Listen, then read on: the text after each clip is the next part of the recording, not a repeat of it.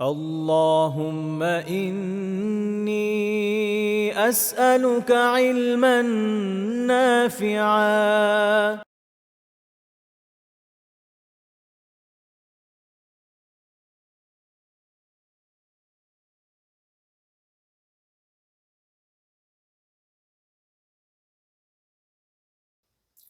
আলহামদুলিল্লাহ, সালাতু ওয়াসসালামু আলা রাসূলিল্লাহ, আম্মা বা'দ।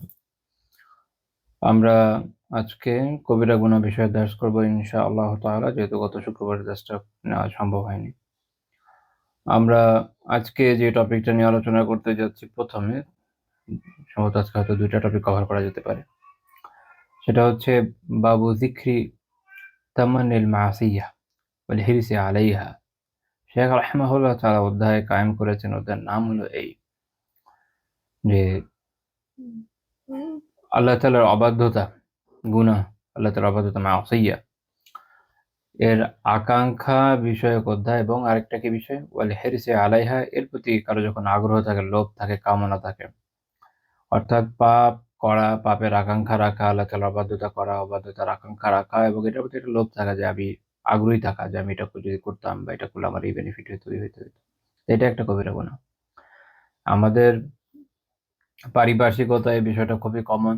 দেখবেন যে আজকে যদি আল্লাহ তাআলা তৌফিক দেন, তো এটার পাশাপাশি যে একটা অধ্যায় কভার করতে চাচ্ছি, যদি ওটা হয়ে যায়, তাহলে ওইটাও প্রায় কাছাকাছি একটা গুরুত্বপূর্ণ মিনিং বহন করে। সেটা হলো এই যে মানুষের মধ্যে পাপের প্রতি আগ্রহ অনেক বেশি, বিভিন্ন ধরনের গুনার প্রতি আগ্রহ অনেক বেশি। তারা চায় গুনাহটা করতে।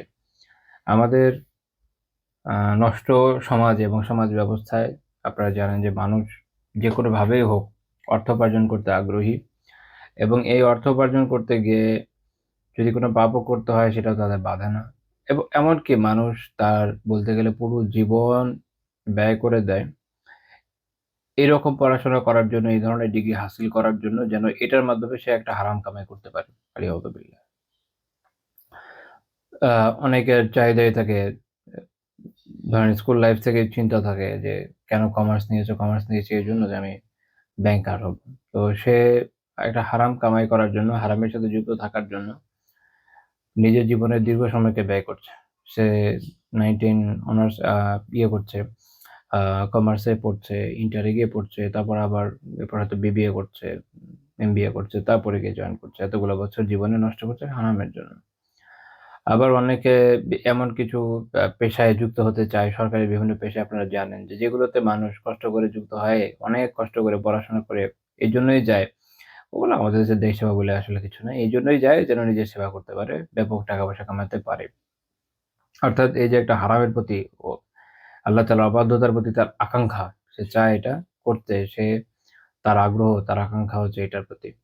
এখন এইটা তো আমাদের একদম বলতে গেলে পুরো সমাজ ব্যবস্থার অবস্থা এরকম হয়েছে যে পুরো সমাজের মধ্যেই মানুষ এই ধরনের বিষয়ের সাথে অতিমাত্রায় যুক্ত, অতিমাত্রায় যুক্ত।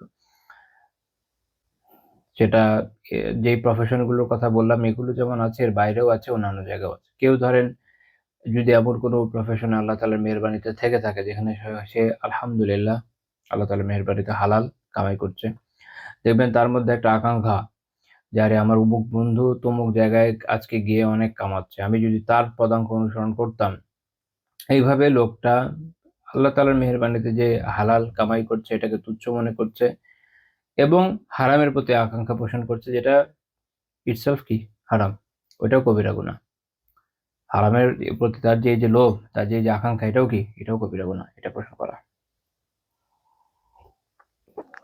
বস্তুত আজকের অধ্যায়টা এইটাই বলছে। গুনার প্রতি আকাঙ্খা, গুনার প্রতি আকাঙ্খা। এইজন্য আমাদের অ্যা এই আমাদের নিজেদের মধ্যে এই চেতনাটা জাগরুক করা জরুরি যে, যদি আল্লাহ তাআলা মেহেরবানি করে আমাদেরকে হারাম থেকে বাঁচিয়ে থাকেন, আমরা ইনশাআল্লাহ তাআলা হারামের দিকে যাব না। এমনকি এর আকাঙ্ক্ষাও করব না যে যদি আমার এই হারামটা অর্জিত হতো খুব ভালো হতো। কারণ ওই আকাঙ্ক্ষাটাও একটা কি? কবিরা গুনাহ। এবং এ থেকে নিজেকে বিরত রাখা খুব জরুরি।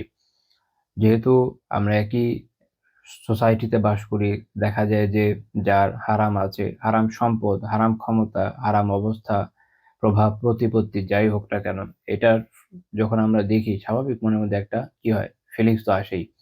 যে আরে আমি তো হয়তো সেম জায়গা থেকে পড়েছি। একজন এমন পজিশনে আছে, অনেক প্রভাবশালী পজিশন, সেখানে আরেকজন কোথায় আছে, সে তুলনায় হয়তো তেমন কোনো পজিশনই নাই, কারণ সে হালাল খাচ্ছে। আবার মজার বিষয় হয় যেটা আপনারা জানেন যে আমাদের দেশের সিস্টেম অ্যান্ড সিচুয়েশন এরকম যে কোনো প্রভাবশালী, ধরেন সরকারি প্রতিষ্ঠানের প্রভাবশালী পদেও যদি একটা লোক বসে থাকে যে কিনা হালাল খোর, যে জানি না কেমনে থাকে, বাট ধরেন অনেকের ব্যাপারে শুনি যে তিনি হালাল কামাই করার চেষ্টা করেন, তিনি হারাম খান না, তো সেও দেখবেন যে তাকে মানুষ গিটারের মতো বাজাতে থাকে না, তো কখনো এখানে বদলি করবে, কখনো ওখানে বদলি করবে, ওএসডি করে রেখে দিবে, আসলে কোনো কাজে আসবে না। কাজে ওই প্রভাব প্রতিপত্তির পজিশনে গেলেও যে কাজে এসে যাচ্ছে তা না, আপনাকে ওই পর্যায়ের হারাম করে হইতে হবে এবং সেই হারাম নিজে খেতে হবে, অন্যকেও দিতে হবে। যদি সেটা না হয় তাহলে আপনি নিতান্ত নিরীহ পদের মধ্যেও আসলে চাকরি এখনকার সরকারি পদগুলোতে বিশেষ করে করতে পারবেন বলে মনে হয় না। তো এটা হলো সিচুয়েশন। তো তখন মানুষের মনের মধ্যে একটা চাহিদা হয় যে আরে আমিও যদি হারাম কামাইতাম। কখনো এই চিন্তা আনবেন না। আল্লাহ তাআলা যদি হালাল দিয়ে থাকেন আপনাকে, আমাকে, আলহামদুলিল্লাহ। মনে রাখেন এটা এত বড় নেয়ামত যেটার তুলনা নাই। মানুষ যে দোয়া করবে, দোয়া কবুলেরও একটা বড় শর্ত কি? হালাল উপার্জন। ইবাদত কবুলের একটা বড় শর্ত হচ্ছে হালাল উপার্জন। আল্লাহ তাআলা মেহেরবানি করে যদি হালাল উপার্জন দিয়ে থাকেন, তো সেটা এত বড় নেয়ামত যে কেউ যদি হারামভাবে হাজার, হাজার কোটি টাকাও কামিয়ে থাকে, তার তুলনায় এটা অনেক বড়। ওর এই হাজার, হাজার কোটি টাকার কোনো ভ্যালু নাই। আল্লাহ তাআলার দৃষ্টিতে কোনো ভ্যালু নাই। দুনিয়াতে সে যাই উপার্জন যাই কি বলবো? উপভোগ করুক না কেন, কি যায় আসে? হালাল উপার্জন itself একটা ইবাদত। তো যদি আল্লাহ তাআলার মেহেরবানিতে এটা করা যায়, এখানে ইবাদতের সওয়াবও আছে, নেক আমলের সওয়াব, হালালের মধ্যে থাকার সওয়াব, হারাম বর্জনের সওয়াব। কিন্তু যখন আপনার মনের মধ্যে এরকম ওয়াসওয়াসা আসবে যে আমি যদি হারামে যেতাম, অমুক হারাম কাজটা করতাম, তমুক করতাম, তখন আল্টিমেটলি আপনি একটা কবিরা গুনাহে পড়ে অহেতুক গুনাহগার হয়ে যাচ্ছে। অনেকে বিশেষ করে সারা জীবন আল্লাহ তাআলার মেহেরবানিতে দিনের উপর কাটিয়ে বা হালালের উপর কাটিয়ে একটা পর্যায়ে যখন একটু বয়স হয়ে যায়, জীবনের যে ক্রিটিক্যাল একটা ফেজ মানুষ পার করে, হয়তো সন্তানদের অনেক বেশি সম্পদ কিছু দিয়ে যেতে পারছে না, তখন অনেকের মনের মধ্যে এই চিন্তাগুলো বেশি, বেশি আসে। অথবা অন্যান্য বিভিন্ন মুসিবতের সময় এই চিন্তাগুলো আসে। এগুলোকে কখনো পাত্তা দিয়েন না। দুনিয়ার জীবন খুব সংক্ষিপ্ত। যার হাজার, হাজার কোটি টাকা আছে তারও সংক্ষিপ্ত, যার কিছুই নেই তারও সংক্ষিপ্ত। আল্টিমেটলি শেষই হয়ে যাবে, কোনোটাই টিকবে না। তো যখন যাবেন, যদি এমন উপার্জন জীবনে করে যেতে পারেন, এমন আমল দুনিয়াতে করে যেতে পারেন যেটার জন্য পরকালে কঠিন জবাবদিহিতার মুখে পড়তে হবে না, তো অনেক ভালো, আলহামদুলিল্লাহ। তার থেকে যে অনেক তো কামিয়েছে, অনেক তো এটা ওটা করেছে, কিন্তু হালাল ওখানে খুঁজে পাওয়া খুব টাফ, এবং এটার হিসাব দিতে দিতে তার পরকালে কি হবে কোনটা আল্লাহ তাআলাই জানেন। তো এটা ১ম শিক্ষা, যেটা আজকের দার্সের মূল শিক্ষা আসলে এই টপিকের, এটা মনে রাখি। তারপর আমরা দেখেছি শেখ রাহিমাহুল্লাহ তাআলা কি, কি দলিল উল্লেখ করেছেন। তো এই প্রসঙ্গে শেখ রাহিমাহুল্লাহ তাআলা দলিল হিসেবে উল্লেখ করেছেন সহিহ বুখারীর ৩১ নম্বর হাদিস। রাসূলুল্লাহ সাল্লাল্লাহু আলাইহি ওয়াসাল্লাম বলেছেন কি, ইযাল তাকাল মুসলিমানি বিসাইফিহিমা ফাল কাতিলু ওয়াল মাকতুলু ফিন নার। যখন দুইজন মুসলিম পরস্পর মুখোমুখি হয় নিজেদের অস্ত্র নিয়ে, হাতিয়ার নিয়ে, মূলত সাইফ মানে তলোয়ার, তো তরবারি নিয়ে, তখন যে হত্যা করে এবং যে নিহত হয়, দুজনের একজন তো নিহত হলো, আরেকজন বেঁচে গেল, যে জিতে গেল, ডুয়েল লড়ছে। তো তো দুজনকে বলছেন আল্লাহ রাসূল সাল্লাল্লাহু আলাইহি ওয়াসাল্লাম যে দুজনই জাহান্নামী। যে হত্যা করছে সেও জাহান্নামী, জাহান্নামে যাবে। যে নিহত হচ্ছে সেও জাহান্নামে যাবে। তো এটা শুনে অবাক লাগে যে মেরেছে সে নয় মেরেছে বললাম, যে মারেনি তার কি দোষ? তো সাহাবী জিজ্ঞেস করলেন, আল আহনাফ বিন কায়েস রাদিয়াল্লাহু তাআলা আনহু, এক্ষেত্রে সাহাবী যিনি বর্ণনা করেছেন। তো আল আহনাফ বিন কায়েস রাদিয়াল্লাহু তাআলা আনহু বলছেন, ইয়া রাসূলুল্লাহ হাযাল কাতিলু ফামা বালুল মাকতুল। আচ্ছা, এ তো যে হত্যাকারী তা তো বুঝলাম যে হত্যা করেছে একজন মুসলিমকে, হত্যা করা অনেক বড়, অনেক, অনেক, অনেক বড় কবিরা গুনাহ। আপনারা জানেন, আমরা আগে আলোচনা করে এসেছি, অনেক বড় কবিরা গুনাহ। তো যে আম যে হত্যাকারী সে না হয় হত্যা করেছে বুঝলাম, কিন্তু যে নিহত হয়েছে তার কি দোষ? তো তখন রাসূলুল্লাহ সাল্লাল্লাহু আলাইহি ওয়াসাল্লাম বললেন যে এটা আমাদের এই টপিকের সাথে সম্পৃক্ত, যে ইন্নাহু কানা হারিসান আলা কাতলি সাহিবিহি। সেও তো তার যে সাথী অর্থাৎ অপর মুসলিম, তাকে হত্যা করায় আকাঙ্ক্ষী ছিল, আগ্রহী ছিল। তো তাহলে তার পাপটা কোথায়? তার পাপটা কোথায়? তার পাপ হচ্ছে একটা হারাম করার আকাঙ্ক্ষা, হির্স। একটা হারাম করার আকাঙ্ক্ষা। সে হারাম কি? একজন মুসলিমকে হত্যা করা। একজন মুসলিমকে হত্যা করা, যেটা অত্যন্ত বড় কবিরা গুনাহ। এটা করার আকাঙ্ক্ষার কারণে সে জাহান্নামে যাবে। তো তাইলে এটা আমাদের মাথায় রাখতে হবে না? তাহলে এটা হলো মূল পয়েন্ট, যে পাপের পাপের আকাঙ্ক্ষাটাও, যে যখন আপনি ওই আকাঙ্ক্ষাকে, একটা হচ্ছে কি মনের মধ্যে একটা চিন্তা আসছে, এসে চলে গেছে, এটা ব্যাপার না। আপনি বারবার ভাবছেন, চিন্তা করছেন, এক্সিকিউট করার জন্য প্ল্যান করছেন, তখন এটা তখন হচ্ছে অন্তরের আমলের অন্তর্ভুক্ত হয়ে যায়। যেমন ইবনে জৌজি রাহিমাহুল্লাহ তাআলা বলেছেন। অনেকে এটা ধোঁকায় থাকে। আমার মাথায় মনে একটা চিন্তা আসছে, চিন্তা এসে মানে আমার মাথায় বুক দিয়ে চিন্তা হচ্ছে, এসে চলে গেছে। এটা কোনো সমস্যা না। আসলো চলে গেল, শয়তান ওয়াসওয়াসা দেয়, নফসেরও কুমন্ত্রণা আসে। সমস্যা না। সমস্যা হচ্ছে আপনি এটা নিয়ে রিথিঙ্কিং করতে থাকবেন, বারবার এটা নিয়ে ভাববেন। একসময় দৃঢ়তার মধ্যে একটা চিন্তা আসবে, যেটা আমি এরকম করবো, এই করবো। আপনি আফসোস করা শুরু করলেন। মানে যখন কিছু করার ক্ষেত্রে এরকম। আবার কারো হচ্ছে কি আফসোস করা শুরু করে, লিটারেলি ভাবা শুরু করে যে, আরে আমার যদি এ হতো, ওই হইতো, আমার আমার তো জীবন শেষ হয়ে গেল, আমি এটা কেন করলাম না? আফসোস। এই ২ টা ক্ষেত্রে হচ্ছে কি, তখন আর শুধু এটা থট না, যেটা আপনার ওই যে আসছে আর চলে গেছে, এরকম না।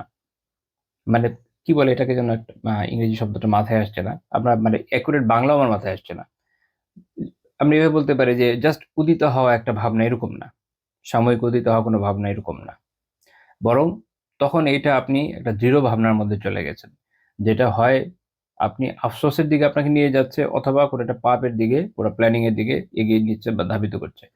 আরেকটা হয় যে কেউ আম বিশেষ করে যুবক বয়সে যারা থাকে, অনেক সময় বিভিন্ন নারীকে নিয়ে অনেক উল্টাপাল্টা চিন্তা করে। এটা তাদের কারো এই ধোঁকা আছে।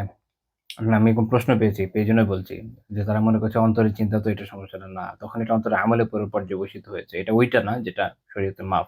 মাথায় আসছে, মুখ নিয়ে একটা চিন্তা আসছে যে উনি খুব সুন্দর বা কোনো অ্যাট্রাকটিভ, ইনস্ট্যান্টলি আপনি এটা বাদ দিয়ে দিলেন। আল্লাহ তাআলার কাছে আশ্রয় প্রার্থনা করলেন, চলে গেল চিন্তা, এটা না। এটা হলো শরীয়তে মাফ করা। আরেকটা হচ্ছে যে বসে আপনি ভাববেন, বিভিন্ন ফ্যান্টাসি চিন্তা করবেন। ওটা কবিরা গুনাহ। ওটার মধ্যে যাওয়া যাবে না। ওকে। তো যেটা বলছিলাম যে তাহলে এই যে একটা আকাঙ্ক্ষা, এটা যখন মনের মধ্যে চলে আসছে, তখন এটার জন্য সে কবিরা গুনাহগার হচ্ছে। আর এইজন্য এখানে এই ব্যক্তি কবিরা গুনাহগার, যেহেতু সে তার সাথীকে মারতে আগ্রহী ছিল। একটা পাপ, এটা পাপের প্রতি তার তো অনেক আকাঙ্ক্ষা ছিল, আগ্রহ ছিল। এবং এটা একটা পয়েন্ট যে উভয় তো জাহান্নামী, উভয় কি সমপর্যায়ের জাহান্নামী কিনা?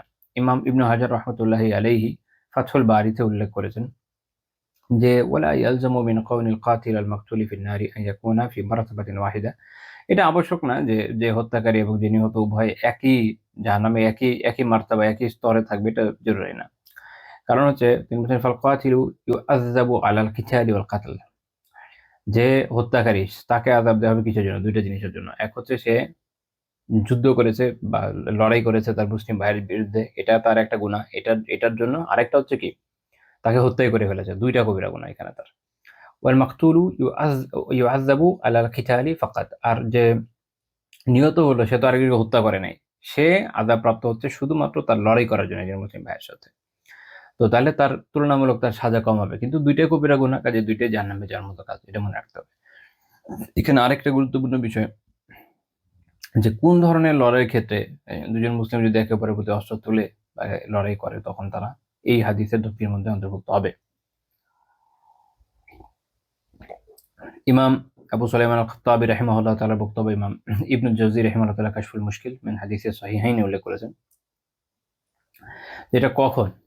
উনি বলছেন যে, হাযা ইন্নামা ইয়াকুনু ফিল লাযিনা ইয়াকতাতিলানি আলা গায়রি তাওয়ীল। এটা তখন যখন তারা পরস্পরের সাথে যুদ্ধ করে কিসের জন্য? এমন কোনো বিষয় যেটা কোনো শারঈভাবে কোনো ব্যাখ্যার অবকাশ থাকে না। ব্যাখ্যার অবকাশ কোনটা? যেমন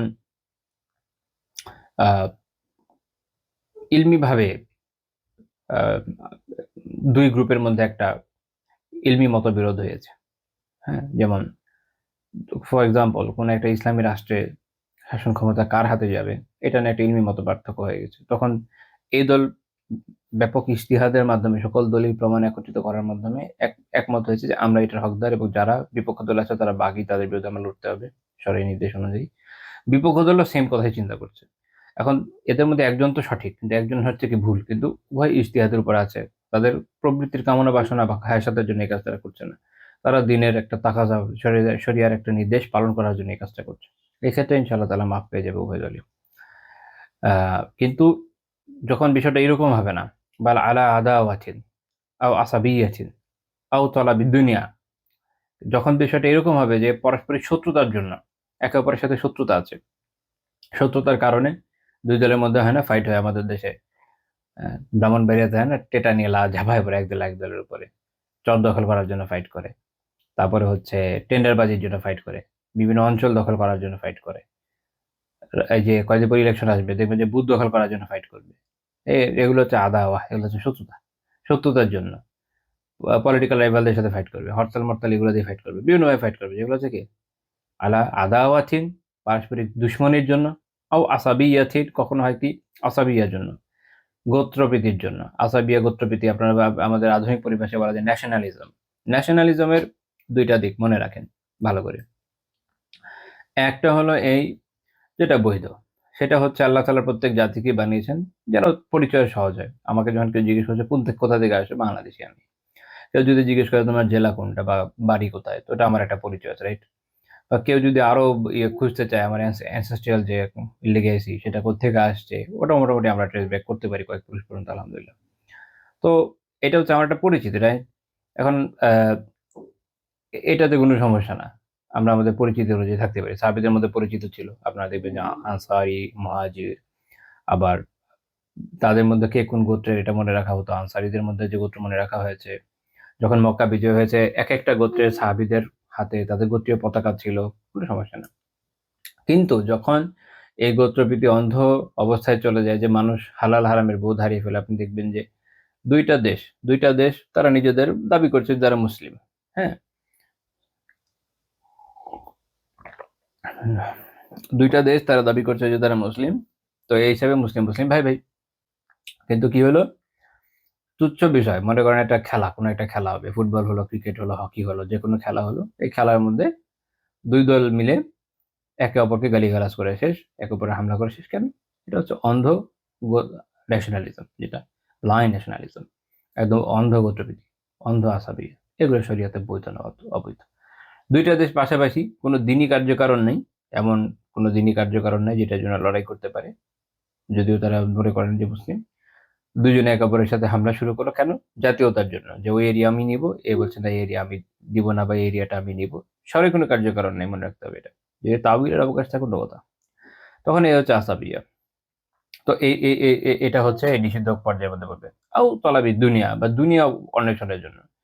দুনিয়া অন্বেষণের জন্য। ওই যে যেমন এর আগে উদাহরণ দিয়েছিলাম যে আমাদের দেশে কি হয়, পলিটিক্যাল পার্টি একজন আরেকজনের থেকে দখল নেয়। এই যে আমি জানি না এবারের নির্বাচনের পর কি হবে। সবসময় আমাদের দেশে এটা ট্র্যাডিশন হয়ে আসছে। যে নির্বাচনের পরপরই আ বিভিন্ন হল দখল করা একটা হয়, প্রতিযোগিতা শুরু হয়ে যায়। ব্যাপক গোলাগুলি হয়, সাধারণ ছাত্রছাত্রী হতাহত হয়। বিভিন্ন অঞ্চল দখল করে, মার্কেট দখল করে, আ চাঁদাবাজির জায়গা দখল করে। এরকম বিভিন্ন কাজ দুনিয়া তলব করে, দুনিয়া অন্বেষণে একে অপরের উপর হামলা করছে, হত্যা করছে একে অপরকে। তো তখন হচ্ছে এই বিষয়টা এরকম। যে যখন এটা কোনোভাবেই বৈধ নয় এবং যারা এই কাজগুলো করে শত্রুতার জন্য, আসাবিয়াতের জন্য, দুনিয়া অন্বেষণের জন্য, তাদের জন্য এই ধমকি যে তারা তখন একজন মুসলিম আরেকজন মুসলিমকে হত্যা করার ফল হচ্ছে এই ২ টাই জাহান্নামী। ২ টাই জাহান্নামী। তারপর ইমাম খাত্তাবী রাহিমাহুল্লাহ বলছে فأما من قاتل أهل البغي فقتل أو دفع عن نفسه فإنه لا يدخل في هذا الوعيد। কিন্তু যখন ইসলামী রাষ্ট্রের কোন সরকার তাদের যে যারা বিদ্রোহী হয়, অর্থাৎ ইসলামী রাষ্ট্রের বিধান হচ্ছে যে সরাই শাসকের কোনো হারাম এমন কোনো কুফর বাওয়া যদি না হয়, সুস্পষ্ট কুফর যদি বের না হয় যেটার কারণে তার বিরুদ্ধে বিদ্রোহ করা আবশ্যক হয়, তাহলে তার আনুগত্য সর্বাবস্থায় বৈধ, যদিও সে জালিমই হোক না কেন। তো দেখা গেল যে কেউ তার বিরুদ্ধে বিদ্রোহ করলো, তো তখন ইসলামী শাসন ব্যবস্থায় ইসলামী বাহিনী তাদের বিরুদ্ধে যুদ্ধ করবে। কারণ এই অবস্থায় তারা তাদের উপর হামলা করতে পারে, আবার তারাও হয়তো হতে পারে যে এই বাহিনীগুলোর উপর হামলা করলো, তো এই বাহিনীর লোকেরা হতাহত হলো। এরকম ক্ষেত্রে তারা অর্থাৎ যারা ইসলামী রাষ্ট্রের, হ্যাঁ, সেকুলার রাষ্ট্রের কথা বলছেন, ইসলামী রাষ্ট্রের যারা ফোর্স, তারা এই যে হতাহত হলো, যদিও হতে পারে তাদের বিপরীত দল মুসলিম, কিন্তু তারা এই ধমকির মধ্যে পড়বে না। বরং ওই যে যারা আহলুল বাগী, যারা আহ বিদ্রোহী, তাদের জন্য কঠিন ধমকি আছে অন্যান্য জায়গায়। তো এটা আমাদের মাথায় রাখা দরকার। তো তাহলে আমরা এই হাদিস থেকে কি শিখলাম? দুজন মুসলিমদের রক্তের মূল্যটা আমাদের বোঝা জরুরি, যেটা এই হাদিস থেকে আমাদের জানা দরকার। বিশেষ করে আমাদের মতো দেশগুলোতে, সেটা বাংলাদেশ হোক, পাকিস্তান হোক, এরকম টাইপের যে দেশগুলো আছে, এইসব দেশে দেখা যায় যে অনেক মানে মুসলিমদের রক্তের তো দামই নাই। যাদের ক্ষমতা থাকে, যাদের অস্ত্র থাকে, সেটা বিভিন্ন পলিটিক্যাল পার্টি হোক, সামরিক বিভিন্ন ধরনের বাহিনী হোক, আধা সামরিক বাহিনী হোক, আরো কত ধরনের বাহিনী হয়, বাহিনীর টাইপও আছে কয়েক রকম। তো যাদের এরকম শক্তি থাকে, ক্ষমতা থাকে, তারা কি করে? যখন যেখানে যারে পায় তার উপরে বিভিন্ন রকমের জুলুম করতে থাকে। আর কিছু লোক তো আছেই ক্ষমার বাণী শোনানোর জন্য যে ভাই কোনো সমস্যা নাই, নো প্রবলেম।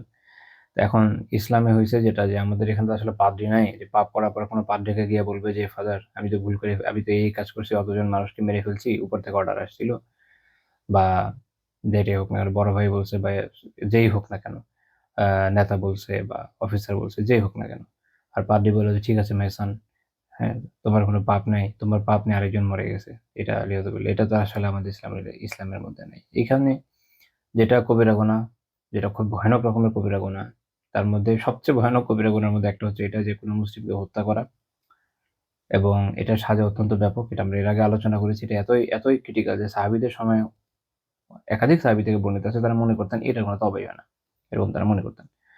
তো এটা খুব ক্রিটিক্যাল।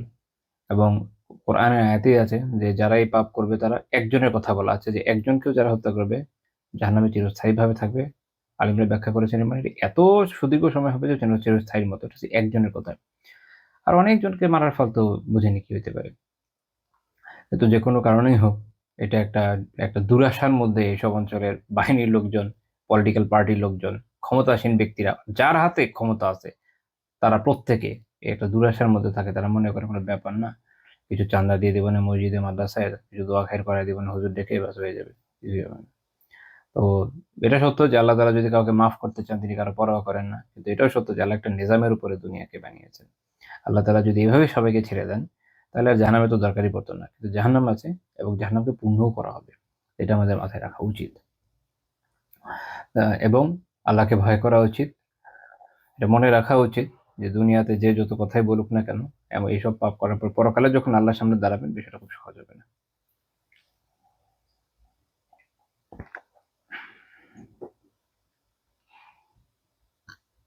ধরেন ইসলামে কোনো প্রতিমূর্তি বানানো, ছবি বানানো, যেগুলো 3D ছবি, দৈর্ঘ্য-প্রস্থ উচ্চতা আছে, এই ধরনের ছবি, এগুলো বানানোকে সরাসরিভাবে নিষিদ্ধ করা হয়েছে। এবং হাদিসে ধমকি আছে যে কিয়ামতের দিনে এদেরকে বলা হবে এসব শিল্পীকে যে বানাও, জান দাও এগুলাতে। আমি এটা ভাবলাম একটা বিষয়, যে যদি এই ধরনের বিষয় হয় যেটা ইভেন নাই দুনিয়াতে, সে হয়তো কল্পনা করে একটা জিনিস বানিয়েছে, তাতে এরকম হয়, তো আল্লাহ তাআলা যে সৃষ্টিকে বানিয়েছেন এবং তিনি বলছেন যে তিনি সর্বোত্তম সর্বোত্তম আকৃতিতে সৃষ্টি করেছেন যে যে প্রাণকে, তাকে চায় যে বা যারা এইভাবে অবৈধভাবে, এমন এমন পন্থায় যেটা আল্লাহ তাআলা বৈধ করেন নাই, কাউকে হত্যা করে ফেললো, এদেরকে আল্লাহ না জানে কি বলে। আমি জাস্ট এটা ভাবি, এদেরকে আল্লাহ না জানে কি বলে, কি কত ভয়ানক ব্যাপার। আল্লাহ হেফাজত করে না। খুবই দুঃখজনক যে মানুষ এই ধরনের পাপ কিভাবে করে।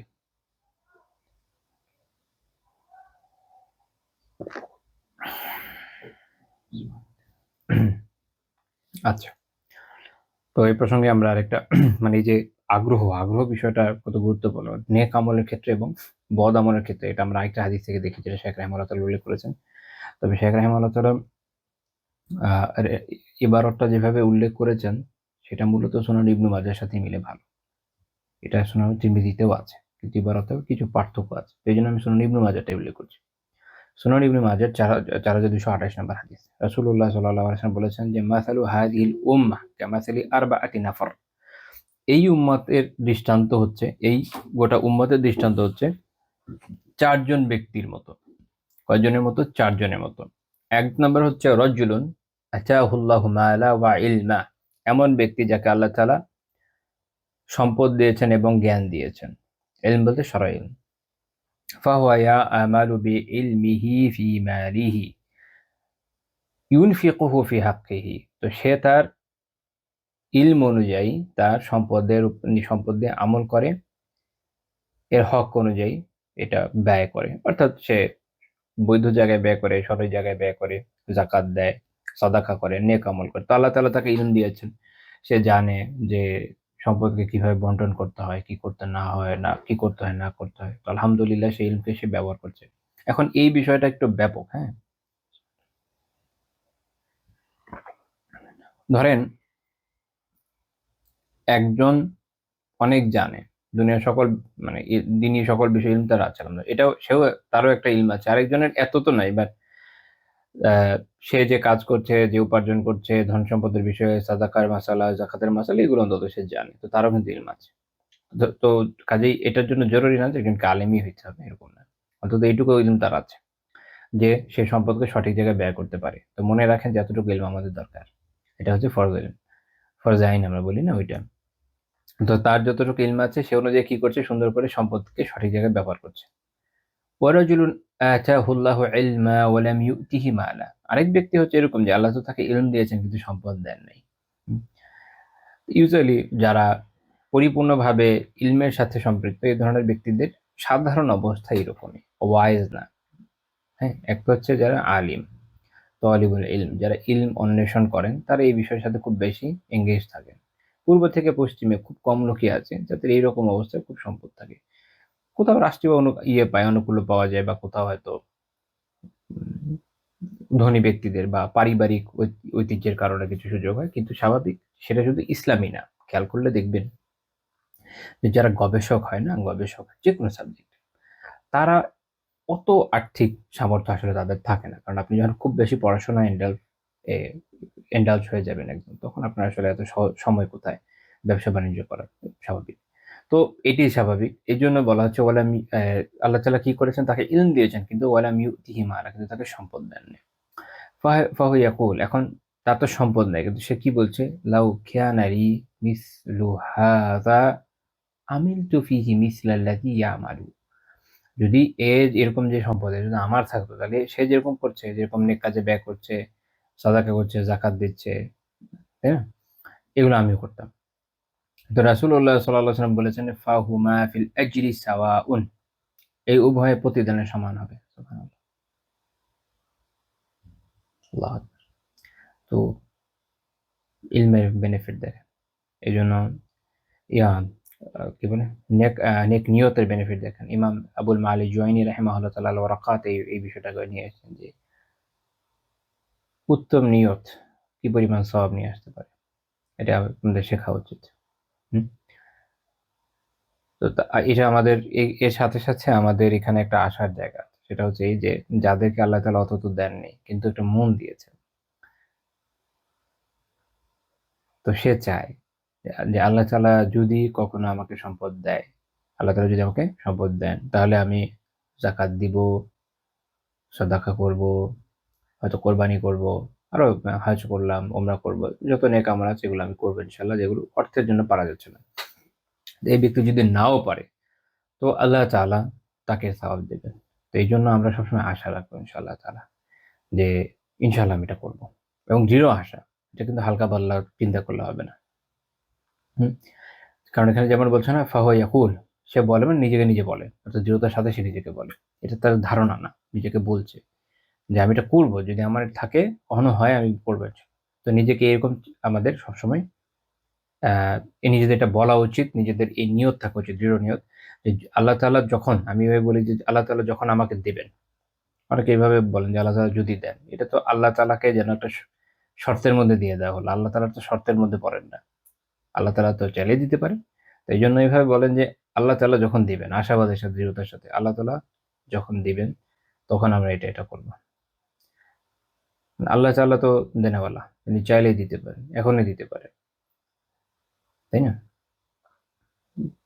তো তিনি, এজন্য আমরা তার ব্যাপারে দৃঢ় আশা রাখবো। যে আল্লাহ তাআলা যখন দিবেন, তখন আমরা এই নিয়ে কাজ করব। তো এবং দোয়াও করতে থাকবো যে আল্লাহ তৌফিক দেন যেন আমরা পারি। যখন আপনি দিবেন তখন যেন আমরা পারি এবং আমাকে দেন, বেশি, বেশি দেন। দৃঢ়তার সাথে দোয়ার একটা মূলনীতি হচ্ছে যে আল্লাহ তাআলার কাছে দৃঢ় আশার সাথে চাইতে হয়। যে আল্লাহ আমাকে দেন, আমার খুব দরকার, আমাকে দেন এভাবে। যে আল্লাহ আপনি যদি দেন, এভাবে না। যে আল্লাহ আপনি আমাকে দেন। আমার লাগবে, আমার দিয়েন।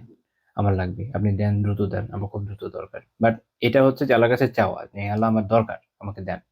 আর আরেকটা হচ্ছে যে দোয়া করছেন, আ কিন্তু আপনি হয়তো ফলটা ওভাবে দেখছেন না। তখন আপনার মনে হচ্ছে আমি দোয়া করছি, হ্যাঁ, কিন্তু ফল হচ্ছে না। ওইটা হচ্ছে ওই কথা যে যেটা নিষেধ করা আছে হাদিসে, ত্বরা প্রবণতা।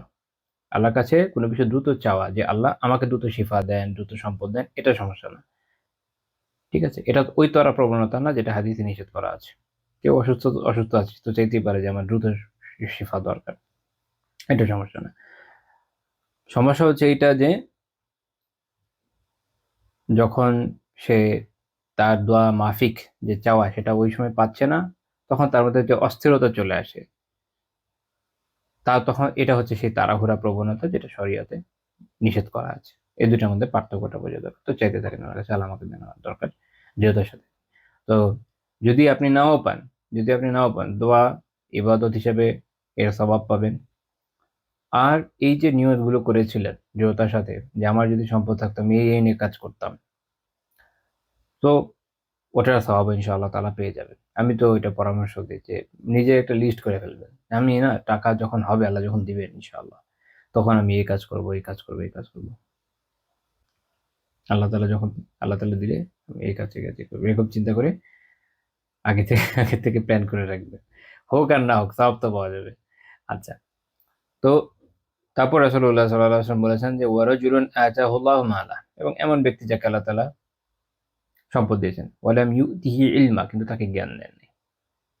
ফাহুয়া ইয়াখবিতু ফি মালিহি ইউনফিকুহু ফি গায়রি হাক্কিহি।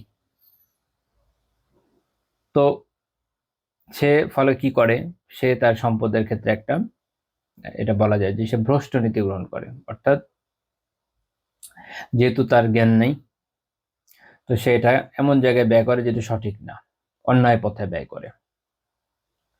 তো এখানে গুরুত্বপূর্ণ বিষয় যে তার মানে আপনার এই জ্ঞানটুকু থাকা জরুরি, যাতে আপনি বুঝতে পারেন যে আপনার সম্পদ কোনভাবে সঠিকভাবে উপার্জন করা যায়, হালাল হয়, আর ব্যয়ের ক্ষেত্রেও যেন সেটা হালাল হয়, যেন হারাম না হয়, এটা মাথায় রাখতে হবে। আল্লাহু আকবার। তারপর রাসূলুল্লাহ সাল্লাল্লাহু আলাইহি ওয়াসাল্লাম বলছেন ওয়ারাজুলুন লাম ইউতিহিল্লাহু ইলমা ওয়ালা মালা, আর এক ব্যক্তি যাকে না আল্লাহ জ্ঞান দিয়েছেন আর না সম্পদ দিয়েছেন, ফাহু ইয়াকুল, তো সে এরকম বলে লাউ কানা লি মিসলু হাদা আমিলতু ফিহি মিসলা আল্লাযী ইয়ামালু, যদি আমার এরকম সম্পদ হয় এরকম সম্পদ থাকতো, তাহলে আমি এই লোক, অর্থাৎ যে অবৈধভাবে সম্পদকে ব্যয় করছে, অপচয় করছে, বিভিন্ন অকাজে নষ্ট করছে, তাই না? আমাদের দেশে দেখবেন যে মানুষের সম্পদ হয়ে গেলে তাদের অবস্থা হচ্ছে এরকম যে এত টাকা আমি কি করব টাইপের অবস্থা।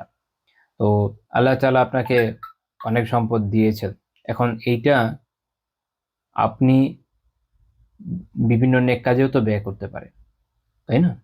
আমাদের দেশে কমন কয়েকটা থিঙ্কিং আছে যে আমি একটা মসজিদ বানাবো ভালো দেখে, একটা মাদ্রাসা বানাবো ভালো দেখে, ব্যাস শেষ। কিন্তু তার সম্পদ আল্লাহ তো কম দেননি।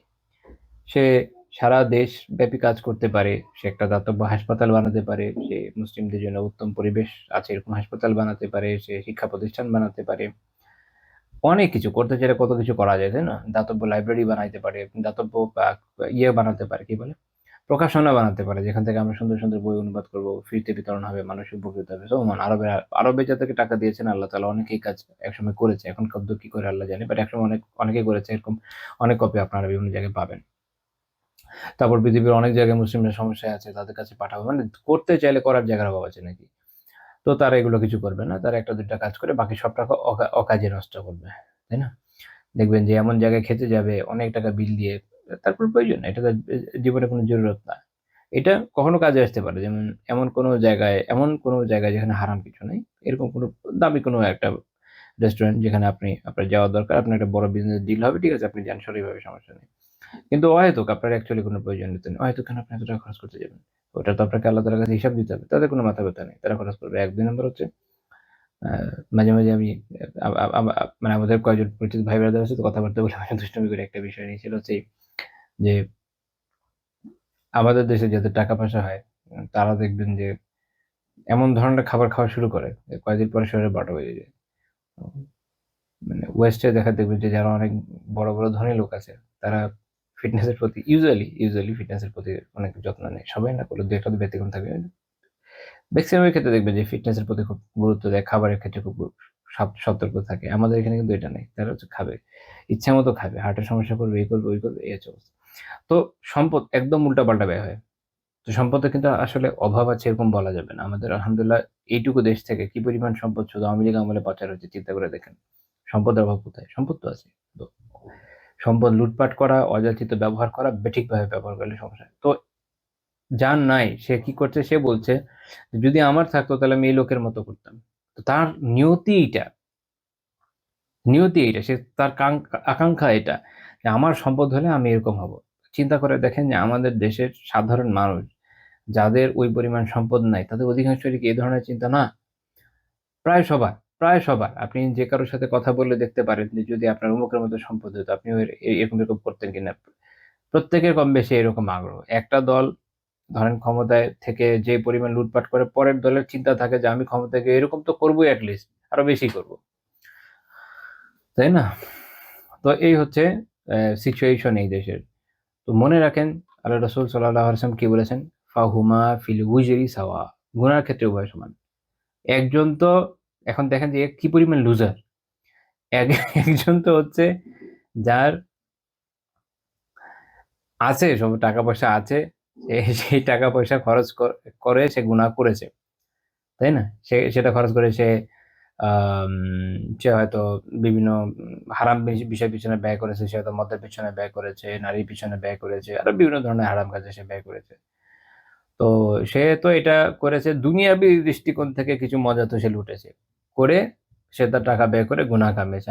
আরেক ভদ্রলোক তো আর না, তাকে আসলে এখন অভদ্রলোকই বলতে হচ্ছে এই চিন্তা থেকে যে আরেক লোক সে এগুলো কিছুই পায় নাই। কিন্তু এই যে তার একটা আফসোস, এই আফসোসে তাকে তার সমান গুনাহের মধ্যে নিয়ে যাচ্ছে। চিন্তা করা যায়? কেন? ওই যে নিয়ত, নিয়ত খুব জরুরি। তো এটা আমাদের ভাই-বোনেরা এই বিষয়টা মাথায় রাখেন। পাপিষ্ঠদেরকে ঘৃণা করতে শিখেন। ওদের ওইসব lavish লাইফ, লাক্সারি এগুলা দেখে আমাদের মাথা খারাপ করার দরকার নাই। আর বিশেষ করে এখন তো শো অফের যুগ। একেকজন যে পরিমাণ শো অফ করে, আম নিজেদের কে কি আছে না আছে, কোথায় যাচ্ছে না যাচ্ছে এগুলো শো অফ করতে থাকে। অ্যা বিভিন্ন মাধ্যমে ফেসবুকে, ইউটিউবে, ইনস্টাতে তারা পিক-টিক দেয়, ভিডিও-টিডিও দেয়। মানুষজন আকৃষ্ট হয়ে যায়। তারা মনে করে আমাদেরও এরকম লাইফ দরকার। এগুলো দেখলে আসলে বুঝা যায় যে দাজ্জাল আসার পর খুব সহজেই মানুষ কিভাবে পটে যাবে। কারণ এত সামান্যতেই যেখানে মানুষের ইমান এত নড়বড়ে যে এত সামান্যতেই যে যেদিকে যেতে বলে সেদিকে চলে যায় এবং যে জিনিসের ফ্লেক্স নেয় ওইটাকে সঠিক মনে করে পিছনে দৌড়ানো শুরু করে। তো সেইখানে যখন সবকিছুর অভাব থাকবে, পানির অভাব থাকবে, খাবারের অভাব থাকবে, আরেকজন এসে সেটা দিতে চাইবে, তখন এরা তো তাদের দেবতা ভেবে অজ্ঞানী হয়ে যাবে। তো বুঝেই যাচ্ছে।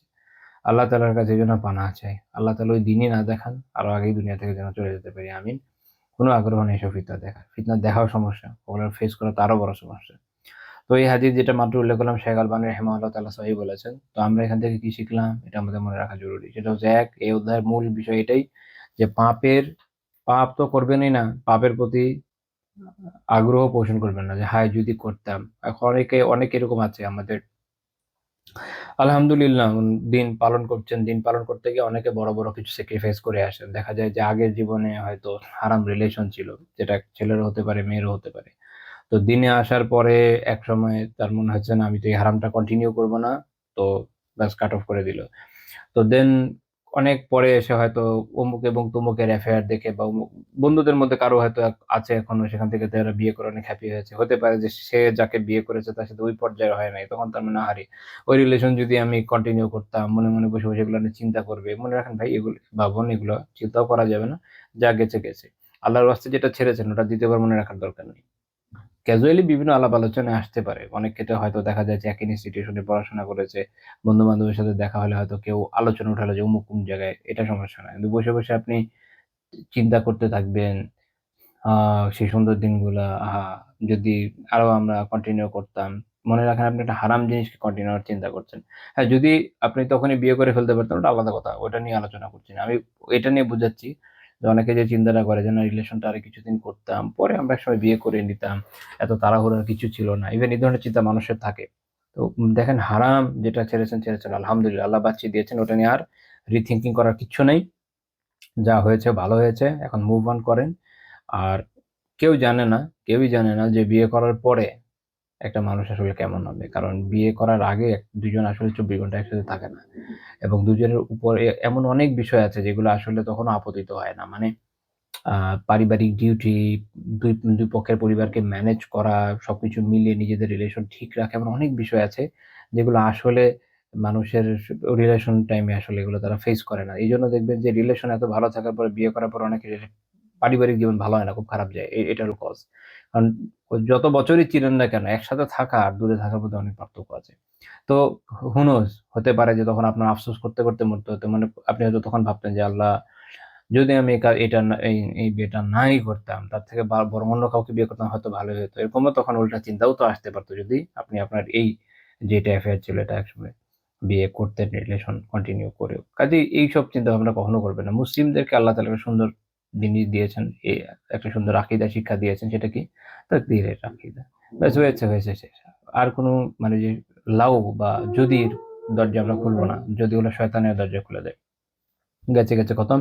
ওটা নিয়ে আর কোনো চিন্তা নাই, এবং এটা নিয়ে বসে পেরেশান হওয়ারও কিছু নাই, এবং এগুলো করে গুনাহ কামানোর দরকার নাই। একই রকমভাবে কোনো হারাম চাকরি ছেড়ে দিয়েছেন, এখন হয়তো একটু অভাবে আছেন, ওটা নিয়ে আর চিন্তা করার দরকার নেই।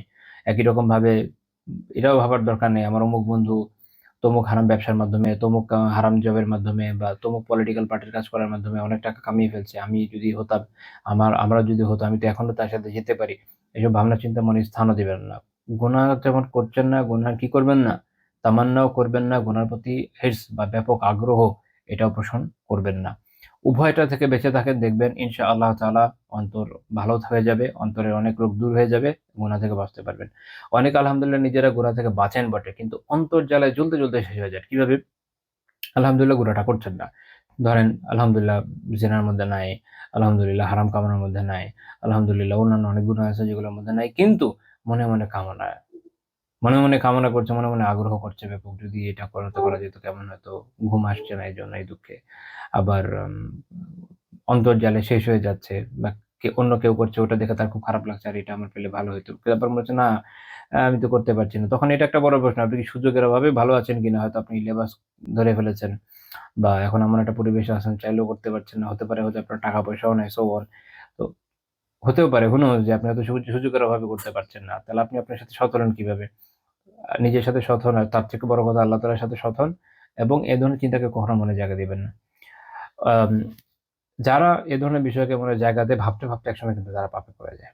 আমি এরকম লোকের কথাও জানি, যারা আম দিন দৃঢ়তার সাথে পালন করতে গিয়ে বিভিন্ন জায়গায় বিভিন্ন সময় অত্যাচারিতও হয়েছে, কিন্তু একসময় অনেক বড় পাপেও পড়ে গিয়েছে। কেন?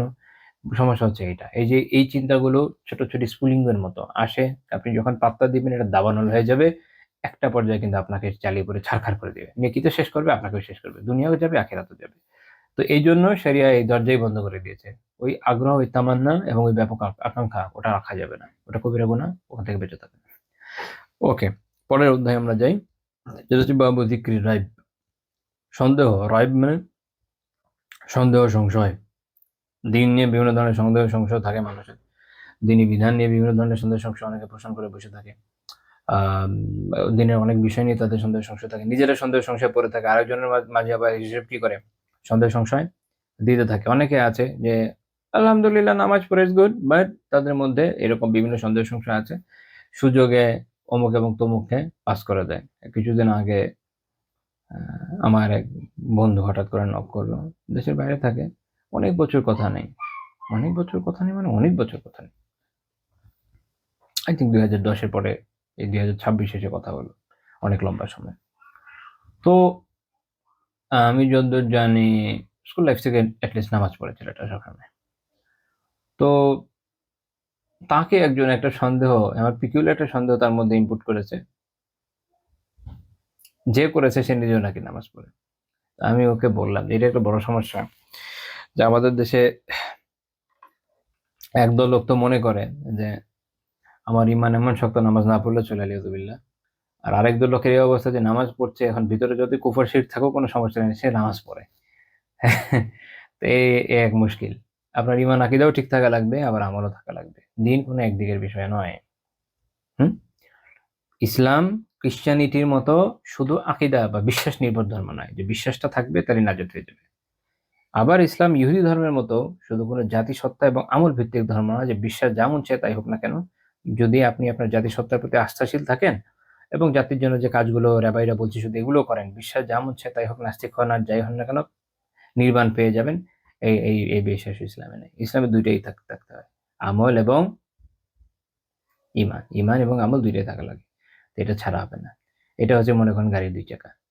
একটা ভেঙে গেলে থেমে যাবে। এক জায়গায় ঘুরতে থাকবেন, আগাইতে আর পারবেন না। তো এটা মাথায় রাখেন। হুম? তো এজন্য সন্দেহ সংশয় যদি কখনো আসেও মনে, অবশ্যই দূর করে দেওয়া জরুরি। কোনো জায়গায় এরকম হয় যে মানুষের মনে কিছু সন্দেহ সংশয় আসে, তখন তার কাজ হচ্ছে কি, যেমন আল্লাহ তাআলা কোরআনের মধ্যে জানিয়েছেনই যে যদি না জানো তাহলে যারা জানে তাদেরকে জিজ্ঞেস করো। এটা মূলনীতি সব ক্ষেত্রে। তো যে বিষয়ে আপনার সংশয়, যারা জানে তাদেরকে জিজ্ঞেস করেন, ক্লিয়ার হয়ে নেন। ও মনে মনে পুষবেন না। ১ ২ নম্বর হচ্ছে, এটা অনেক ব্যাপক কথা। শুধুমাত্র আকীদার বিষয় বা অন্যান্য বিষয়ে সংশয় থাকে এরকম না। সংশয়ের ২ টা দিক থাকে। একটা হচ্ছে যে যেটা বিশ্বাসগত, আরেকটা হচ্ছে যেটা প্রায়োগিক। প্রায়োগিক কোনটা? দেখা গেল যে আপনি যদিও বলছেন যে না আমার কোনো সংশয় তো আলহামদুলিল্লাহ নাই। কিন্তু প্রায়োগিক ক্ষেত্রে আপনার অবস্থা এরকম, আপনার আমল এ কথা সাক্ষ্য দিচ্ছে যে আসলে আপনি কিন্তু সন্দিহান। কিরকম দেখেন? আমি একটা উদাহরণ দেই। যে যদি কেউ আসলে তার ওই ইয়াকিন, দৃঢ় বিশ্বাস থাকে। মনে রাখেন যে আকীদার বিষয়টা হলো ইয়াকিন। ইয়াকিনের বিষয় মানে দৃঢ় বিশ্বাস। ইয়াকিন একটা হচ্ছে তাত্ত্বিকভাবে আপনি এমন দৃঢ় বিশ্বাসী যে হ্যাঁ, এটা এরকম হবেই, হ্যাঁ? আরেকটা হচ্ছে আরেকটা বলা হচ্ছে আপনার আইনুল ইয়াকিন, একটা জিনিস চাক্ষুষ দেখা।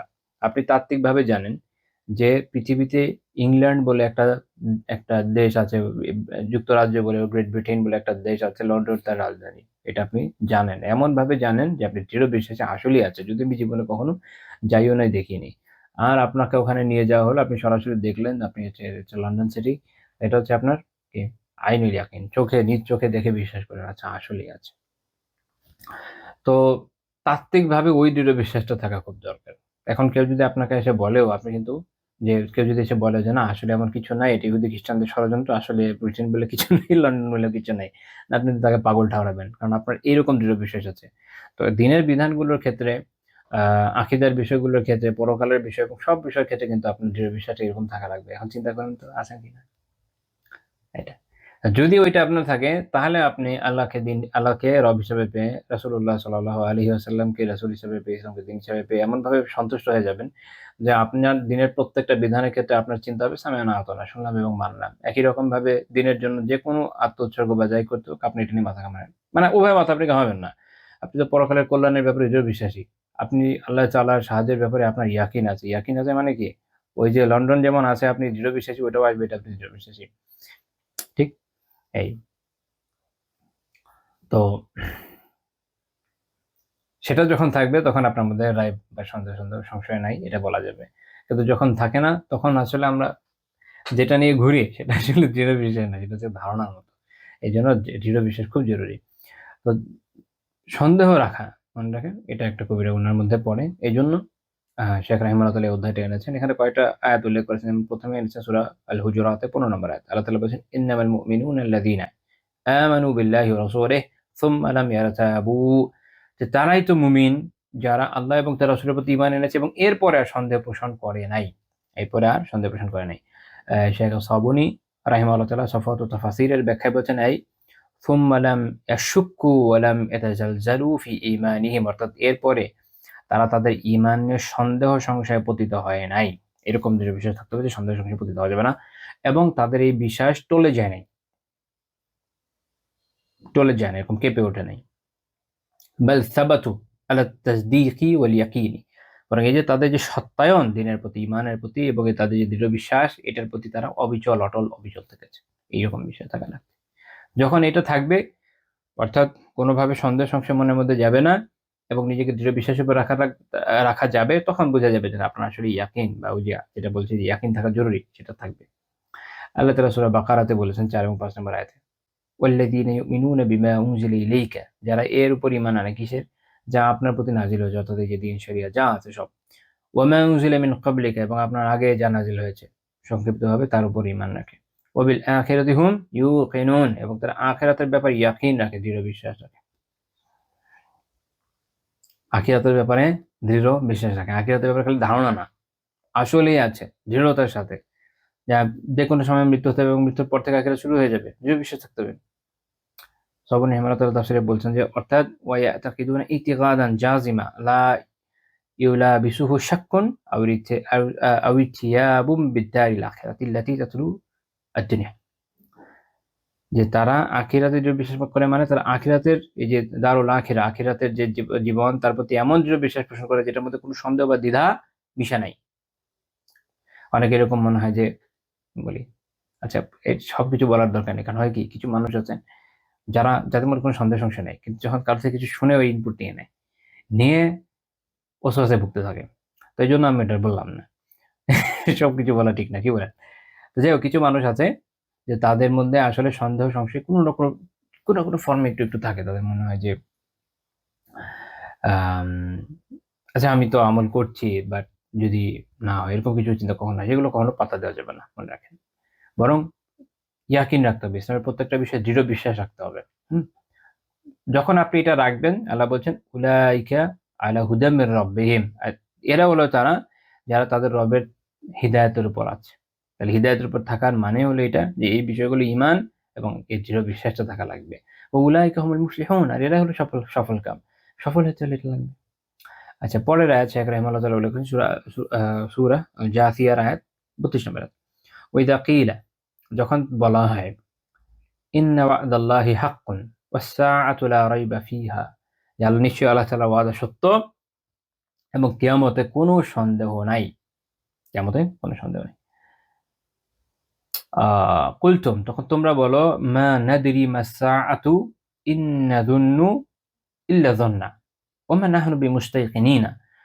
তখন তারা কি বলছে যে আমরা জানি না কিয়ামত কি, আমরা কেবল অনুমান করি এবং আমরা তো দৃঢ় বিশ্বাসী নই। এটা হচ্ছে মুনাফিকদের অবস্থা, কুফফারদের অবস্থা। যে তারা মনে করে যে আচ্ছা হইলেও হইতে পারে, নাও হইতে পারে।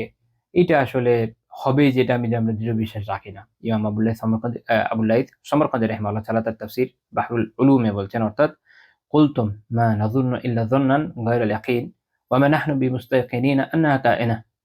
যে তোমরা এরকম বলো যে আমরা তো আসলে দৃঢ় বিশ্বাস ছাড়া ধারণাই করি। শুধু ধারণা। হ্যাঁ, হ্যাঁ, আচ্ছা হইতে পারে। অনেকে এরকম মনে করে আমি মনে হয় এরকম বিশ্বাস রাখলে পার পেয়ে যাবো। না। যেটা আল্লাহ এখানে না করে দিয়েছেন যে এরকম বিশ্বাস রাখলে হবে না। যে তোমরা এরকম বলো যে দৃঢ় বিশ্বাস তো নাই, আচ্ছা আমরা ধারণা রাখি। এবং আমরা এই বিষয়ে দৃঢ় বিশ্বাসী না যে তা হবেই। টলটলায়মান বিশ্বাস। তাইলে হবে না। তো এইজন্য রাইব থাকা যাবে না, দৃঢ় বিশ্বাস থাকা লাগবে। এখন এই বিষয়ে উনি কিছু রাওয়ায়াত উল্লেখ করেছেন। ১ম এ যেটা উল্লেখ করেছেন সেটা হচ্ছে মুআয বিন জাবাল রাদিয়াল্লাহু তাআলা আনহুর একটা বক্তব্য। তো শাইখ রাহিমাহুল্লাহ তাআলা যে বক্তব্যটা উল্লেখ করেছেন এটা হলো জামিউ বায়ানিল ইলমি ওয়া ফাদলিহি, ইমাম ইবনে আব্দুল বার রাহিমাহুল্লাহ তাআলার কিতাব। এখান থেকে আসলে উনি উল্লেখ করেছেন। মানে যেই শব্দে উনি উল্লেখ করেছেন, একই কথা একটু ভিন্ন শব্দে সুনান আবি দাউদে আছে। যেহেতু এটা সনদ সহিহ, এজন্য আমি সুনান আবি দাউদ থেকে বলব। সুনান আবি দাউদের ৪৬১১ নম্বর রাওয়ায়াত, ইয়াজিদ বিন হুমায়রা রাহিমাহুল্লাহ তাআলা, তিনি মুআয বিন জাবাল রাদিয়াল্লাহু তাআলা আনহু সাহচর্য পেয়েছেন। তিনি বলছেন যে كان لا يجلس مجلسا للذكر حين يجلس إلا قال الله حكم قسط هلك المرتابون। তিনি যখনই কোনো মজলিসে ওয়াজের জন্য বসতেন, অর্থাৎ লিযিকর মানে হচ্ছে আই লিল ওয়াজ, যেমন খলিল আহমদ সাহারানপুরি রাহিমাহুল্লাহ বাযলুল মাজহুদে উল্লেখ করেছেন। এখানে জিকিরের উদ্দেশ্য হচ্ছে আল্লাহ তাআলাকে স্মরণ করানো। সেটা তাফসির হতে পারে, হালাল হারামের মজলিস হতে পারে, এগুলো আলোচনা হতে পারে। এটা জিকিরের মজলিস মানে এটা না যে কয়েকজন মিলে বসে বসে লা ইলাহা ইল্লাল্লাহ পড়ছে, এরকম। আচ্ছা, তো যখনই তিনি বসতেন কি বলতেন? আল্লাহু হাকামান কিসতান, অর্থাৎ হাকিমান আদিলান। তো আল্লাহ তাআলা হচ্ছেন মহান্যায় বিচারক এবং ন্যায়পরায়ণ। হালাকাল মুরতাবুন, যারা সন্দেহকারী তারা ধ্বংস হয়েছে। যারা সন্দেহকারী তারা ধ্বংস হয়েছে। তো কারণ যে সন্দেহের মধ্যে থাকে সে তার নিজের দিন নিয়ে সন্দেহ থাকে, ফলে তার আকীদা খারাপ থাকে। আকীদা খারাপ থাকার ফলে তার আমল খারাপ থাকে। দেখেন, আপনার যদি আখিরাত নিয়ে দৃঢ় বিশ্বাস না থাকে, আল্লাহ তাআলার উপর, আল্লাহ তাআলার ওয়াদার উপর দৃঢ় বিশ্বাস না থাকে, কিয়ামতের ব্যাপারে দৃঢ় বিশ্বাস না থাকে, ইসলামের ব্যাপারে দৃঢ় বিশ্বাস না থাকে, রাসূলুল্লাহ সাল্লাল্লাহু আলাইহি ওয়াসাল্লামের উপর দৃঢ় বিশ্বাস না থাকে, ইসলামের যে আমাদের ইলমি ট্র্যাডিশনের উপর দৃঢ় বিশ্বাস না থাকে, আল্টিমেটলি আপনি খালি সন্দেহে ভুগবেন। এবং এই সন্দেহের পরিমাণ এত বেশি হবে যে আপনার ভিতরে আদৌ ইসলাম বলতে কিছু আছে কিনা আল্লাহু আ'লাম। যেমন আমরা অনেক মানুষকে দেখি এখন যে যারা অনেক লেখালেখি তো করেন, ইসলামের অনেক কিছু লেখালেখি করে, কোনো পার্টি করে, এই করে, ওই করে, সো অন। অনেক কিছু করে বসবে। কিন্তু তাদের মধ্যে কথাবার্তা বললে বা তাদের লেখাঝাঁকা থেকে মনে হয় মাঝে, মাঝে যে তারা যে ইসলাম বলতে কি বুঝে তারা যেন আল্লাহ জানে, I don't know। মানে এটার ছাঁচটা আসলে কি? ইসলাম দিয়ে তারা কি বুঝাচ্ছে এটা আমরা বুঝতে পারছি না। এটা আমাদের বোধের ঊর্ধ্বের জিনিস। মানে যে ইসলাম যদি কোনো কিছুকে হালাল বলে থাকে তারা হয়তো এটার বিরুদ্ধে খুবলে দাঁড়িয়ে যাচ্ছে। ইসলাম কোনো কিছুকে হারাম বলে দিয়েছে, তারা হয়তো এসে দাঁড়িয়ে বলছে যে না এটা তো হালাল, অমুক বলেছে হালাল, এভাবে। সো এবং এভাবে তারা আসলে পুরো ইসলামের ট্র্যাডিশনটাকে প্রশ্নবিদ্ধ করার চেষ্টা হচ্ছে। মুত্তাব ইসলামী ট্র্যাডিশনকে যখন তারা প্রশ্নবিদ্ধ করবে, আল্টিমেটলি ইসলামই প্রশ্নবিদ্ধ হয়ে যাবে। কারণ এটা পুরোটা একটা, এটা আসলে যারা বাইরে থেকে বুঝে না, অনেক সময় তাদের পক্ষে বুঝা একটু কঠিন, যাদের এই বিষয়ে নলেজটা নেই। এটা না পুরো একটা স্ট্রাকচারের মতো। আপনি যখন একটা একটা ভিত্তিকে ভেঙে দিতে পারবেন, গ্র্যাজুয়ালি পুরো ভিত্তিটা ধসে পড়বে। আর যারা এটা বুঝে না তারা মনে করে আর কি সমস্যা, ওটা আমরা বাদ দিয়ে দিলাম। হ্যাঁ, আমরা তো কোরআন ধরেছি, হাদিস ধরেছি, সমস্যা কি? কিন্তু তারা এটা বুঝতে পারে না অনেক সময় যে এটা যখন ভেঙে যাবে আল্টিমেটলি ওটাও ভেঙে যাবে। কারণ পুরো বিষয়টা একটা পুরো চেইনের উপর দাঁড়িয়ে আছে।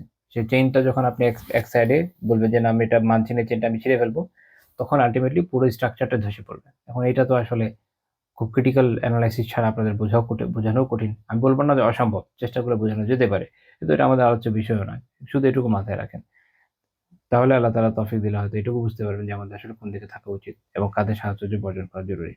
তো এরকম যারা বিভিন্ন ধরনের সন্দেহ, সংশয় তৈরি করে দিনের বিষয়ে, বিভিন্ন বিষয়ে, বিভিন্ন ক্ষেত্রে, ইভেন দিনী শাসন ব্যবস্থা থেকে নিয়ে আম দিনী ইলম, ট্র্যাডিশন, সো অন, তাদের ব্যাপারে এই জন্য সতর্ক থাকা খুব জরুরি। আব্দুল্লাহ বিন মাসউদ রাদিয়াল্লাহু তাআলা আনহু বলেছেন, ইমাম বাইহাকী রাহিমাহুল্লাহ শুআবুল ঈমানে উল্লেখ করেছেন 205 নম্বর হাদিস, আর-রিদা আল্লাহ তুরিদিয়ান নাস বিসাখাতিল্লাহ। আল্লাহ তাআলার আ রিদা বা সন্তুষ্টি আসলে কি জিনিস? আল্লাহ তাআলার প্রতি সন্তুষ্ট থাকা আসলে কি? তিনি ব্যাখ্যা করছেন যে এটা হচ্ছে এই যে আল্লাহ তাআলাকে অসন্তুষ্ট করে তুমি মানুষকে সন্তুষ্ট করবে না। তার মানে আপনি যখন বলছেন যে না আমি তো আল্লাহ তাআলার প্রতি সন্তুষ্ট, দিন হিসাবে রব হিসেবে আল্লাহ তাআলার প্রতি আমি সন্তুষ্ট, তখন আপনাকে মনে রাখতে হবে যে আপনাকে এভাবে চলতে হবে। ইবনে মাসউদ রাদিয়াল্লাহু তাআলা ব্যাখ্যা করছেন যে লা তুরদিয়ান নাস বিসাখাতিল্লাহ। আল্লাহ তাআলাকে অসন্তুষ্ট করে মানুষকে আপনি সন্তুষ্ট করবেন না।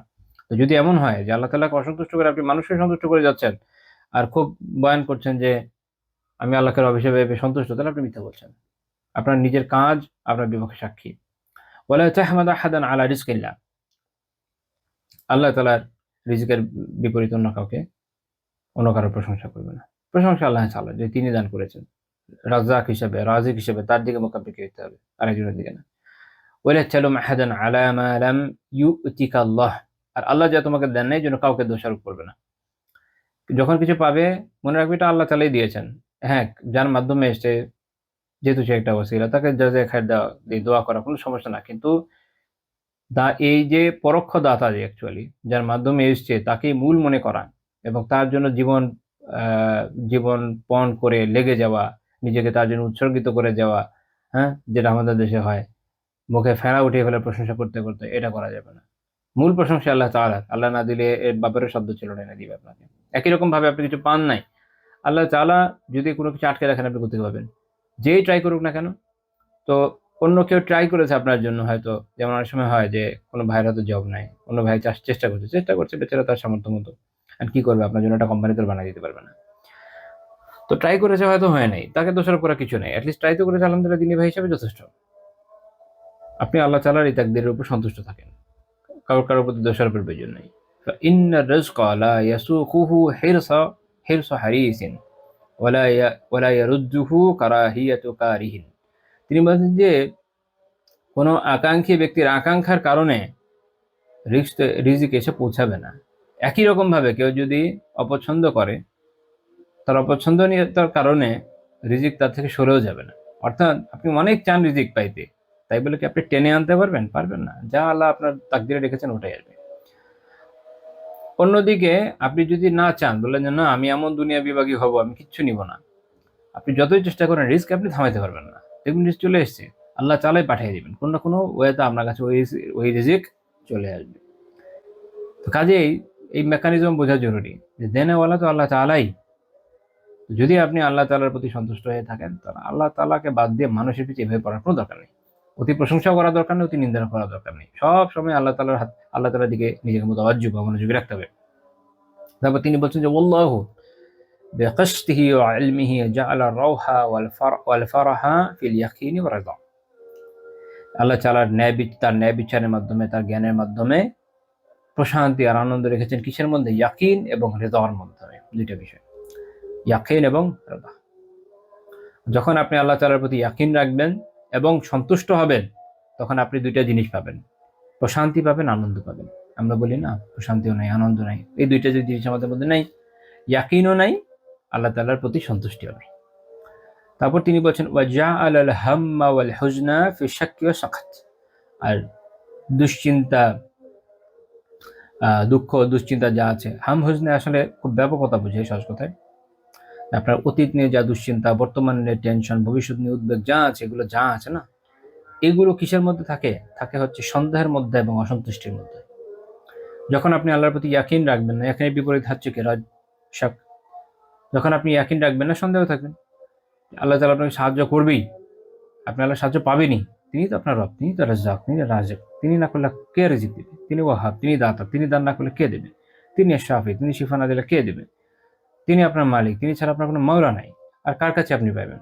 এটা যদি আপনার মনে থাকে, দৃঢ়তার সাথে আপনি এই বিশ্বাস রাখেন, তখন তো আপনার অসন্তুষ্ট হওয়ার কিছু নাই। কিন্তু যখন এটা থাকবে না, তখনই আপনার মধ্যে শক বা সন্দেহ পয়দা হবে যে আদৌ আপনি হেল্প পাবেন কিনা। অনেক সময় এরকম বলে, আমি তো আদৌ পাবো। আচ্ছা, আপনি আদৌ পাবেন কি পাবেন এটা আল্লাহ ছাড়া কেউ জানে? এটা আপনার এই কথা বলার দরকারটা কি? আদৌ পাবেন কি পাবেন না আল্লাহ ছাড়া কেউ জানে? কেউ জানে না। বরং পজিটিভলি বলেন। মনের উপর এখন তো সাইকোলজিস্টরা বলে যে আপনি যত পজিটিভ চিন্তা ভাবনা করবেন, বলে না the power of positive thinking, যে যত পজিটিভ চিন্তা ভাবনা করবেন আপনার উপর তত পজিটিভ ইম্প্যাক্ট পড়বে। এবং নিজেকে ওইভাবে শিখাইতে হয়, নিজেকে নেগেটিভ না বলে। এখন তো ইভেন প্যারেন্টিং এর মধ্যেও দেখছি, মজার মজার জিনিস পড়ছি বা শুনছি, জানছি যে বাচ্চাদের কিভাবে করে পজিটিভ শিক্ষাটা দেওয়া যায়। খুবই ভালো এটা। আমাদের দেশের বড় সমস্যা হচ্ছে আমরা খুব নেগেটিভিটির উপর বড় হই, দ্যাটস দ্য প্রবলেম। তো আপনি যদি নিজেকে এরকম নেগেটিভই দেন, তাহলে তো মন ওইটার উপর ওই ব্যক্তি নিবে। যে ইভেন নাস্তিকও না, নাস্তিক, সেও এটাই বিশ্বাস করে, যার অন্তত সাইকোলজি সম্পর্কে জ্ঞান আছে। নিজেকে এরকম নেগেটিভ শিক্ষা তো দেওয়া যাবে না। তো দিন তো তার থেকেও পারফেক্ট। দিন আরো সঠিক শিক্ষা আমাদেরকে দিয়েছে। সেটা হচ্ছে এই যে আপনি যখন নিজেকে এভাবে বলবেন, আপনি আল্লাহ তাআলার প্রতি হতাশ হয়ে যাবেন, অসন্তুষ্ট হয়ে যাবেন। আলিয়াযুবিল্লাহ। আপনার আল্লাহ তাআলার প্রতি সন্তুষ্ট থাকতে হবে, তাকদিরে ভালো মন্দের প্রতি সন্তুষ্ট থাকতে হবে, ইয়াকিন রাখতে হবে যে আল্লাহ তাআলা সাহায্য করবেন। এখন পাচ্ছি না, অথবা আল্লাহ তাআলা এই দুনিয়াতে যদি নাও দেন, পরকালে প্রতিদান দিবেন। আপনি দৃঢ় থাকেন, সবর করেন, সবরুন জামিল করেন। আপনি যদি এই চিন্তা করেন যে হ্যাঁ, যদি হবে কি, তো তখন তো আপনি ভেঙে পড়বেন, আপনি হতাশ হয়ে যাবেন। এটা তো খুব ভালো কথা না, দিনী ক্ষেত্রেও না, দুনিয়ার ক্ষেত্রেও না। ইয়াকুব আলাইহিস সালামের বিষয়টা দেখেন, তাই না? ইউসুফ আলাইহিস সালাম কত দীর্ঘ সময় দূরে, উনি কি বলছেন? ইন্নামা আশকু বাসি ওয়া হুজনি ইলাল্লাহ, যে আমার এই যে দুঃখ, কষ্ট, বেদনা, আমার যে অভিযোগ, আমি সব আল্লাহ তাআলার কাছে সমর্পণ করছি। উনি কিন্তু এটা বলছেন, হ্যাঁ, ইউসুফকে কি পাবো নাকি পাবো না? এভাবে না। এই যে একটা আদবটা বোঝা জরুরি। আল্লাহ তাআলার কাছে চাওয়ারও তো আদব আছে। যে আমি আমার দুঃখ, কষ্ট, বেদনার কথা আল্লাহকে বলছি। আল্লাহ আপনি তো জানেন, আপনি এটা সমাধান করে দেন। পজিটিভিটি খুবই জরুরি। তো যাই হোক, এই যে একটা রেওয়ায়াত যেটা উল্লেখ করলাম, এটা যারা রাবীরা আছেন সবাই সিকা, সকল ইমানের যারা মুহাক্কিকিন, ওনারা এরকম বলেছেন। আল্লাহু আকবার। আজকের টপিকটা আমি এখানে আপাতত আজকে এই পর্যন্তই রাখছি। আমি আরো আলোচনা করতে চেয়েছিলাম, কিন্তু সময় আমাদের সঙ্গ দিল না। সুবহানাকাল্লাহুম্মা ওয়া বিহামদিকা লা ইলাহা ইল্লা আনতা আস্তাগফিরুকা ওয়া আতুবু ইলাইক। ইনশাআল্লাহ তাআলা আগামী দিন এখান থেকে পরবর্তী পর্যায়ে আলোচনা শুরু হবে।